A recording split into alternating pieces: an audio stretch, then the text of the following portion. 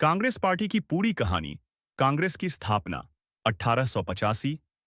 Congress party की स्थापना 28 दिसंबर 1885 को बॉम्बे, अब मुंबई में हुई थी। संस्थापक थे ए.ओ. Hume, A.O.. ह्यूम, जो एक सेवानिवृत्त ब्रिटिश अधिकारी थे। शुरुआती नेताओं में दादा भाई नौरोजी, गोपाल कृष्ण गोखले, सुरेंद्रनाथ बनर्जी जैसे बड़े नाम शामिल थे। शुरुआत में कांग्रेस एक ऐसा मंच थी जहां भारतीय और अंग्रेज अधिकारी साथ मिलकर चर्चा करते थे। नरम दल और गरम दल। कांग्रेस के भीतर दो धड़े बने। नरम दल, गोपाल कृष्ण गोखले जैसे नेता जो सुधार और बातचीत से आजादी चाहते थे। गरम दल, बाल गंगाधर तिलक, लाला लाजपत राय, बिपिन चंद्र पाल जैसे नेता जो सीधी लड़ाई और आंदोलन के पक्षधर थे।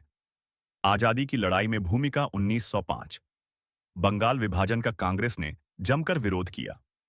1919 जलियांवाला बाग नरसंहार के बाद पूरे देश में आक्रोश फैल गया। महात्मा गांधी कांग्रेस में आए और आंदोलन का चेहरा बन गए। गांधी जी के नेतृत्व में कांग्रेस ने बड़े आंदोलन चलाए। असहयोग आंदोलन 1920, नमक सत्याग्रह या दांडी मार्च 1930, भारत छोड़ो आंदोलन 1942। इन आंदोलनों ने अंग्रेजों की नींव हिला दी। आजादी और कांग्रेस 1947 में भारत को आजादी मिली। कांग्रेस पार्टी ही वह मुख्य ताकत थी जिसने स्वतंत्रता आंदोलन का नेतृत्व किया।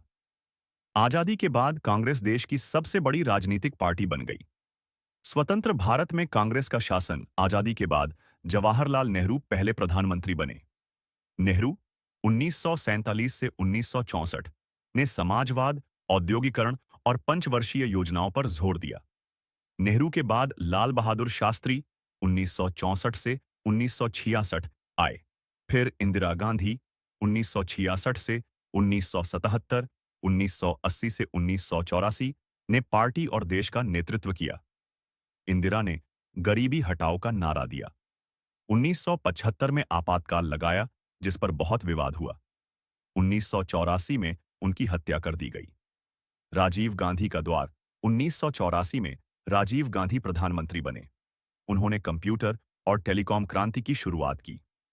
1991 में चुनाव प्रचार के दौरान उनकी हत्या कर दी गई। कांग्रेस का बदलता दौर 1991 में पी.वी.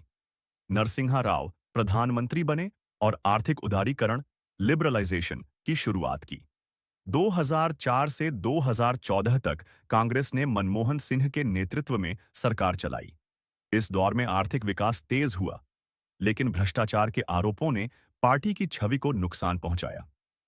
वर्तमान स्थिति 2014 के बाद 2014 और 2019 के लोकसभा चुनाव में कांग्रेस को बड़ी हार मिली। भारतीय जनता पार्टी बीजेपी ने केंद्र की सत्ता अपने हाथ में ले ली। वर्तमान में कांग्रेस का नेतृत्व सोनिया गांधी, राहुल गांधी और प्रियंका गांधी जैसे नेता कर रहे हैं। पार्टी विपक्ष की भूमिका निभा रही है, लेकिन पहले जैसी मजबूती अब नहीं रही। निष्कर्ष, कांग्रेस पार्टी भारत की सबसे पुरानी और ऐतिहासिक पार्टी है। इसने आजादी दिलाने में अहम भूमिका निभाई। आजादी के बाद लंबे समय तक देश पर शासन किया, लेकिन आज के समय में कांग्रेस को अपनी ताकत और जनाधार वापस पाने के लिए कड़ी मेहनत करनी पड़ रही है।